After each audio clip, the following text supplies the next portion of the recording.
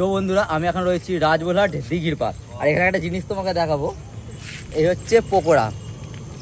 আমরা যেটা খাই তোমার জয়নগরে বিজে বা আমাদের আশেপাশে উদাহরণপুর এই সব চত্বরের মধ্যে কত টাকা সোনা সাহেব? 40 টাকা। 40 টাকা সোনা। আর কাকা দিচ্ছে হচ্ছে এই সাইজের পকোড়া তিনটে 10 টাকা। আর হচ্ছে তিনটে 10 টাকা। একটা বড় পকোড়া নাই 15 টাকা আমাদের। আর আমাদের এমনি নর্মাল নেয় বড় পকোড়া 15 টাকা। আর পকোড়া পিসগুলো তোমাকে দেখাচ্ছি আমি। আর এই হচ্ছে পকোড়াটা। আর কাকাকে আবার দেখা। তো কাকা তুমি কিছু বলতে হবে কিভাবে এটা দিতে পারো? দাও। 3টে 10 টাকা কেন দিতে যাবেন কেন?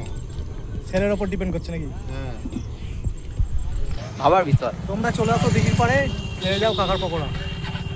করে কেন বলে দিই।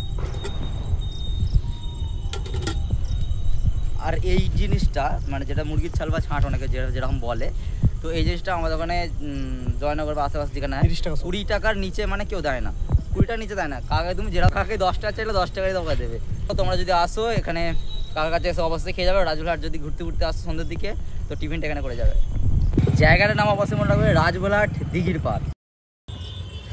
10 টাকা এটা দেখা।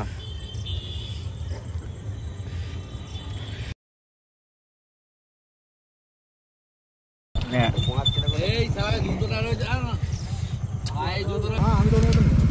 তো কাকা কখন কি বসে? কাকা জিজ্ঞেস করি, কাকা কটার সময় বসো তুমি? 5:30টা। কতক্ষণ থাকো? 10টা। তো কাকা মানে বিকেল 5:30 থেকে রাত্রি 10টা পর্যন্ত পেয়ে যাবে এই রাজবোলহাট দিঘির পাড়ে। চলো আজ মতো টাটা, বাই বাই।